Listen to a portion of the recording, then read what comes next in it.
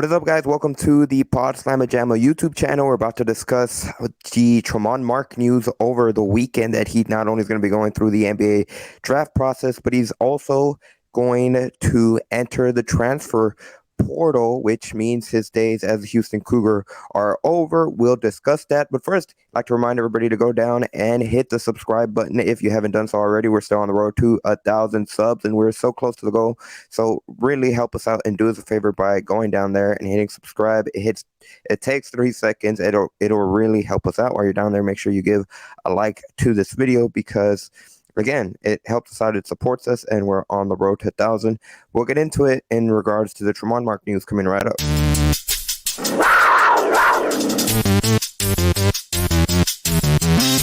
Yeah, high standards, high goals, and we know what it takes to get there. I want to be unguardable, if I'm honest. Coaches coach, players play. And that's a great place to be in your life. Where you could care less what other people think.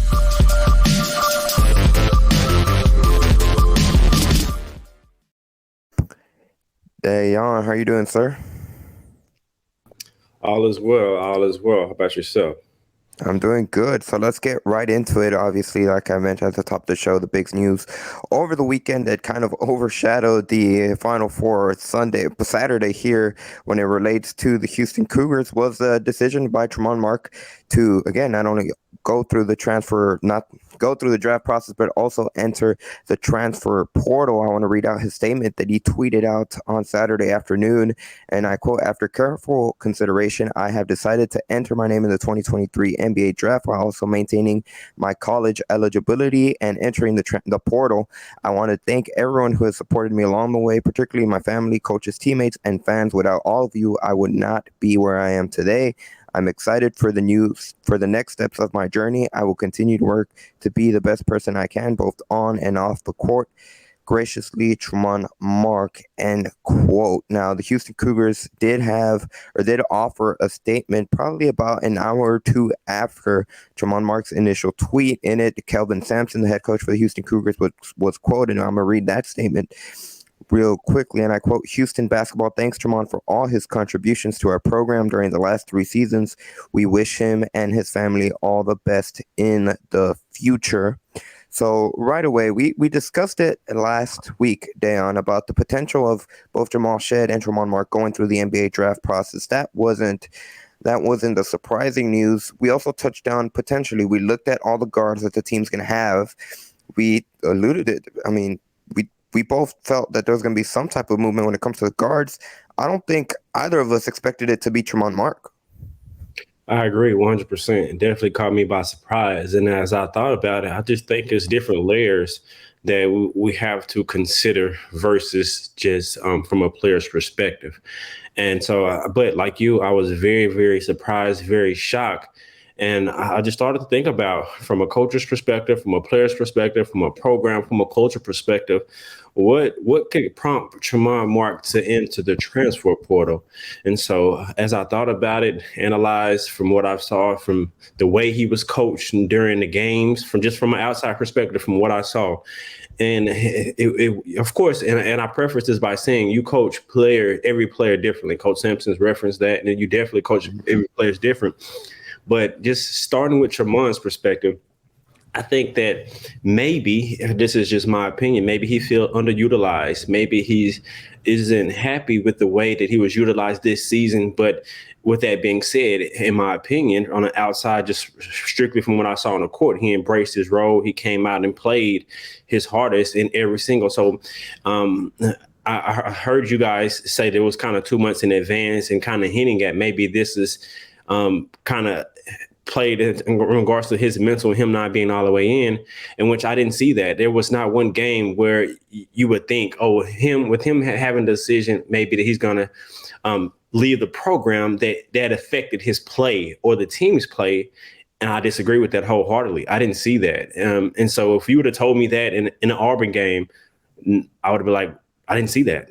Even in any of the tournament games before that, whether he shot well or not, his effort and everything he played was still at a Houston standard level, going to the last game that they lost. he started the game tremendously. And so I disagree with that notion that it affected his mental. It maybe could have affected the team's psyche off the court. But on the court, I think all of that's out the window because you become a competitor. You become you want to compete and you want to win. But just thinking about also from Tramon's perspective, whether he's getting outside advice, you would think they would preference, okay, maybe this year it was within his role. And I think this year you can say he was probably the fourth, fifth option. Can you remember a game where Houston exclusively featured Tramon Mark this season? From the get-go, absolutely not. And I mean, you go back to the Auburn game, he had to step into that role when Jamal and Marcus Sasser went out of the game due to them being in foul trouble. So, but I think the biggest thing that makes it surprising, and I when you look at it from a mental standpoint or from a kind of trying to get the mindset in terms of the reasoning behind it, I think you could totally make the argument. Of course, like the only person that knows is Tramon Mark and those close to him. But certainly if you look at the way Houston played last season, you know that Marcus Sasser was the number one guy. Jarvis Walker, Jamal Shed, I feel you could make the argument that both of them were ahead of Mark when it comes to people that first are going to have the ball in their hands, but are going to be the ones that get the most shots. And then Tramon Mark kind of slided in there. And there were some games where it always seemed like Houston would go to Juwan Roberts first to kind of get him established in the paint too. So I could make that argument. But when you look ahead at next season, Marcus Sasser is going to go through the NBA draft.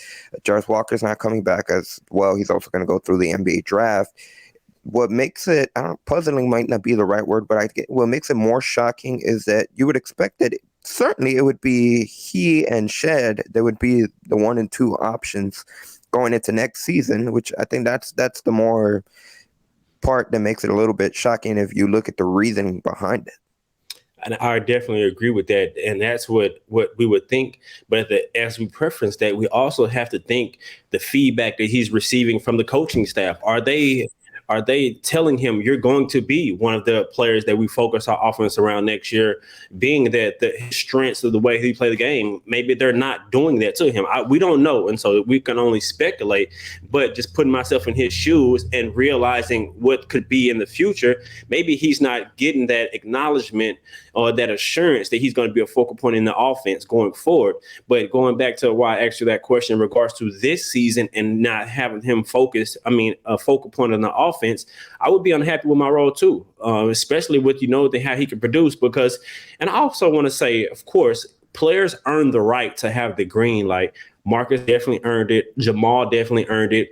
And Jarvis, I would say he earned it because you don't earn it in practice. You don't only earn it in games, you earn it in practice as well in what you display. Coach Sampson's own words, he said that Tramon Mark is our best ISO player. And so when you have a player like that as your best ISO player, that tells me he can kill and probably did kill everyone in practice when it's an ISO situation. And so I would think, okay, if I have a player like that who's shown that he can put in work and contribute in that manner, why not put him in the best situations for him to succeed and for him to really excel? And so there's been plenty of games throughout last season where Jamal went 4 for 12 or went whatever, and he still had a huge impact on the game. So I want to preface that by saying he didn't have an impact on the game, but strictly from a shooting perspective in which he earned that green light. But from Tramon, I would think he earned a green light as well. And every single time from what I saw from watching the games on TV, and even the one game I caught it in person, every time he would miss a shot to where maybe he was feeling it and it's maybe a contested shot, a non-emotional offense, Coach Sampson would visually be upset and say something to Tramon. And so as a player, a former basketball player, I would feel a way about that. I mean, of course, Coach Sampson, and I'm sure Coach Sampson has an ego. We got to hold Coach Sampson and his staff accountable as well, because I don't know what's going on, but at the same time, I would think rightfully so he has an ego, but at the same time, you got to put your players in the best position to succeed. And it's always built around culture. And we hear Coach Sampson say, you don't see many players leave this program, but if you do, it's because of playing time or they want to play time, in which you can understand that. But in this situation with Tramon, is so different because of, like we both agreeing, we would think his role become bigger in next year, but maybe they aren't giving him the assurance that it's going to become that.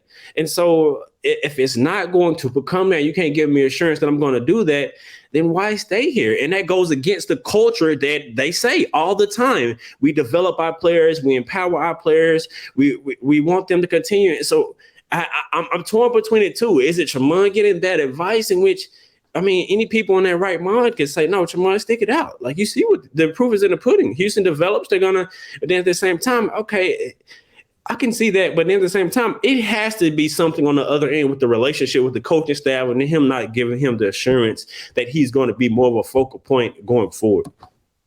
That could be an interesting statement, because even looking at it, assuming that Jamal Shead were to return, obviously he's going through the draft process, and he were to come back, Jamal Shead would be the point guard coming into next season, which would mean he would have the ball in his hands more often than he had Tramon Mark come back and stuck it out. It wouldn't be like you saw in that Auburn game where it's just possession after possession, get the ball in Tramon Mark's hands and let him, like you said, be that ISO player and score. I think it's really difficult, and just it could just be the philosophy that Kelvin Sampson runs. When Jamal Shead and Marcus Sasser were the two players that got the most shots this season, and when you look at it, a lot of it for them, Jamal and Sasser were a little bit different, but a lot of it was just in terms of going off screens and actions and going straight to the basket and trying to get those types of baskets rather than, dump it down to Marcus Sasser and let him go one-on-one for an extended period of time, which I see your argument maybe have like, and we touched on it, where there'd be some games where Tramon Mark had like 6 shots for the entire game. There'd be others where he had double-digit shots, and it's hard to not have that consistency. But I think with the way that Kelvin Sampson and Houston runs things, you're never going to see night in and night out, okay, these shots are designated for you. We're going to give you the ball and go ahead, make whatever you can happen in those possessions. It's very much more kind of reactionary, because even the times when Jamal Shead would shoot 12, 15 times, it wouldn't necessarily be Jamal Shead's isolating, he's dribbling, he's going to make a play. It would be the ball gets around, maybe no shots goes, the ball gets back into the hands of Jamal Shead. He's going to drive and try to either get into his mid-range shot where he can get a floater, he can go all the way to the basket, or if he's open for a 3, be able to shoot a 3, which maybe that's just philosophy differences between Tramon Mark and the coaching staff. Now, from what I heard, let me respond before you continue. I don't want to make it as if Tramon's just an ISO player, because he really, really excels in the pick and roll game as well. Because not only in the pick and roll, you can get a mismatch if they switch, or you can create and get downhill, which he excels. He can get in mid range, and he can get downhill and finish and he can create. So I want to start by there and say he's more than an ISO player. He's the best ISO player on the team by the admission of Coach Sampson, but he's also an exception pick and roll player, in which Houston runs a lot of pick and roll action. A lot of Jamal and Marcus's game came in a lot of pick and roll action, and also, like you said, it's kind of unscripted plays in which they're having the ability to break down the defense and make a play. And so it goes back to my initial question: how many times did we see Tramon put in those situations and focused? Like, we're going to put you in you're going to be our focus on the game plan. We didn't really see that. And so he averaged 10 points while being the 4th or 5th best option. That's exceptional from what he can, and from him to be able to do that and being the role that he had. I think if it had been more of a focus point, he could have did even more. So, of course, I will delegate to Coach Sampson knowing more about his team, knowing more about basketball than me, and being even a smarter basketball aficionado than me. But I do not think that he's above criticism, I don't think he's above criticism. I'll just stop there. Well, the argument, say if you were in Coach Sampson's shoes with the way Houston played, how would you have designated a certain amount of set plays for Mark that would have I feel like you would have had to change a little bit of the offense in terms of how would you go about to kind of give Mark those more shots? Me personally, I don't think you have to change much. I really love the way that the freedom Jamal sheds. I wouldn't change his role one bit. I wouldn't have changed Marcus's role a bit. I just would have empowered it to be more of a 3 guard role. I would have empowered whenever I would empower Tramon to be more of who he is as a basketball player. I don't think that he was put in that position to do that. He was more of a space floor, kind of stand in the corner, stand on the wing, make open shots, defend and rebound. And in moments, we'll call plays for you. But I think it should have been a more focused to get him more opportunities in situations at what he's excelling. I would just say that. I do want to add and Chris Baldwin of Paper City also reported what you touched on earlier in the segment down about Tramon Mark and but the team potentially knowing about it, certainly the players and even some staff members knowing about it a weeks ahead, going back as far as 2 months. And there's something we mentioned or I mentioned in Folks Talking Sports where maybe obviously we're not going to know what was in Tramon Mark's mind and how it affected him, but if I just feel like it's hard, even if you're not going to consciously be like, well, I'm not going to try as hard. But I think it's just something in the back of your head where I think it's impossible to not have it affect you somewhat. Now, I don't think it's Tramon Mark saying, you know what, I'm not going to buy it now, I'm not going to do this. But I still think it could have some type of impact. And it's just a what if, because we're never going to know. It's just a big what if, just in terms of maybe it could have had some impact. From a fan perspective, you could be like, well, dang, knowing this now, it's all hindsight. Could this team have outside factors that affected them from reaching their true potential? Because it was an interesting thing. Shoot, this team only lost 2 games in the regular season, but those 2 games were at home, and they had so much success on the road. It's just weird how the season turned out. Now, again, it's at the end of the day, it's just a big what if, because we're never going to know. Yeah, I'm just not in the mindset to think that it played a role in the team's mental, especially when they hit the court. Because once you get on the court, you're not thinking about, well, I know I'm going next year, so I'm not going to try hard on this possession. Yeah, I can't see that. I can't even fathom my mind to think like that because I've played in a game and so it's just different. Basketball for a lot of players in sports is a safe haven. And so when you get on that court, you're not thinking about, oh, they're saying this and they're saying that. Of course, you might be in a moment and feel away. But once you get on the court, you want to put your best foot forward for your pride, not so much for Coach Sampson or for the program. It's for personally you and the pride that you have. And I never watched a game last year in which, man, you watched all of the games to where I would have thought that, hey, he's not trying hard or this is affecting him at one bit. I personally, in my opinion, think in that last game that Houston lost against Miami, that's a perfect example on how Coach Sampson and staff should have focused Tramon, focused and put him emphasis on getting him the ball. He has 8 points in the first 5 minutes coming off a career high game. If that's any other player on Houston, we know, because I've talked about it, that's what makes Coach Sampson great. He watches the game. And in the game, he will adjust whatever game plan it is. And if someone is feeling it, he will get them the ball and focus primarily on them. I didn't see that with Tramon Mark sticking it primarily in that last game. And I think Houston should have did that, and they could have done that.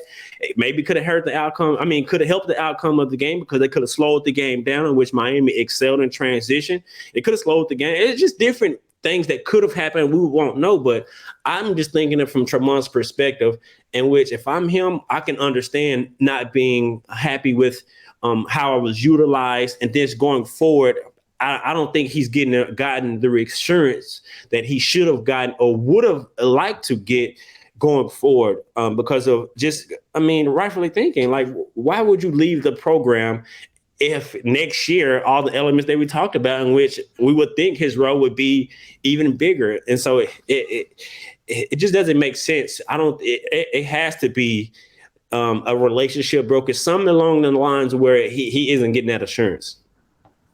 And again, that's something that the only people that know the answer are Tramon Mark and those within the program. We can just speculate. And I mean, hearing from it is just interesting to see where he does end up going, assuming that he does come back for his fourth year in college. Technically, he'll still be a redshirt junior when it comes to eligibility.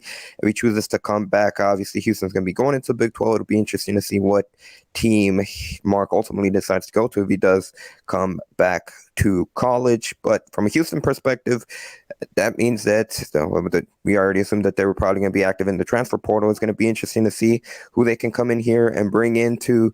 And you're going to have to be trying to replace Marcus Sasser, Jarris Walker, and Tramon Mark. It's just not going to be. It's not going to be easy to do, but see who they can come in here and get in, and you'd imagine it'd be some type of veteran that has been around the college game for a while and can really help.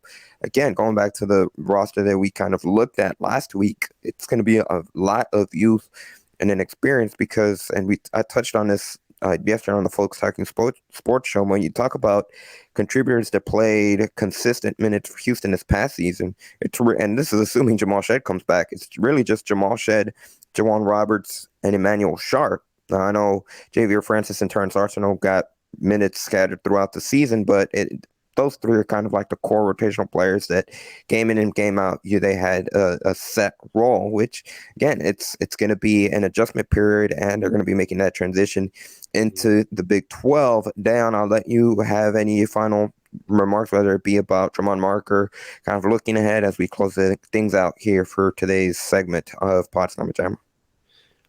Well, I want to say I have full confidence in Coach Sampson's ability to put together a team. Of course, I gave my opinion and a slight criticism on things that I think he could have done differently, but I still have the ultimate confidence in Coach Sampson to put together a formidable team to compete at a level to where they are contenders to win a national championship. And so I'm excited to see how they retool the pieces that they go and get. I think they will be heavy in the portal, and rightfully so, because they're going to need someone to take up some of the scoring. They're going to need a scorer. I don't think they have on their roster. Yeah, they don't. I don't think they have that on their roster right now.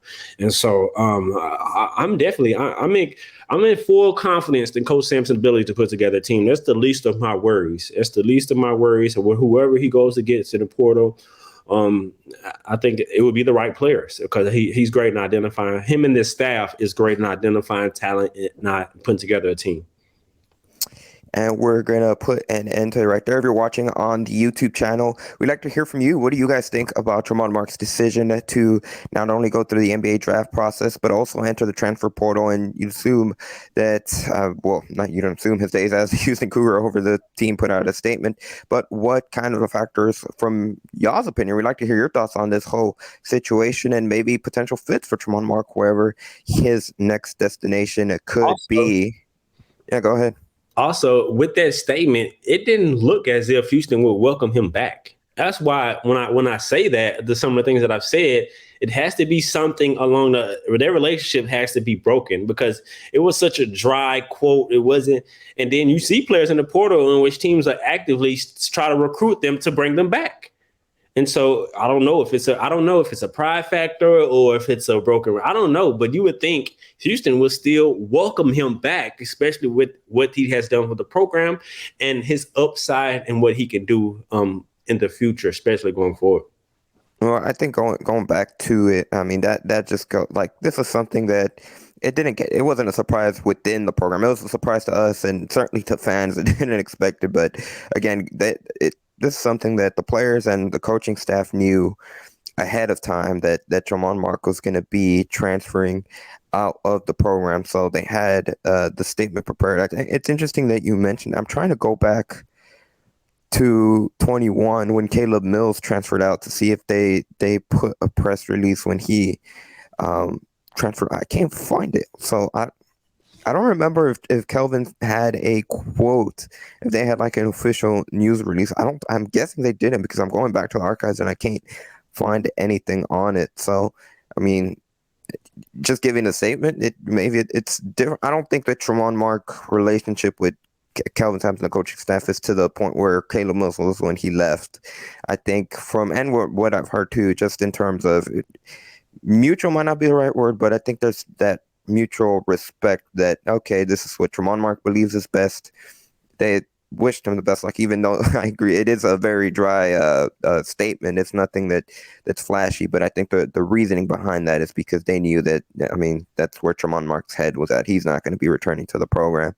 But, I mean, it'll be, maybe we'll find out months or years from now, but from now, we just, we'll see how things change for both parties. And here's what we want to say, like, best wishes to Tramon Mark and wherever he goes going forward, because he did have those moments. I mean, he had incredible moments for Houston going back to his freshman season.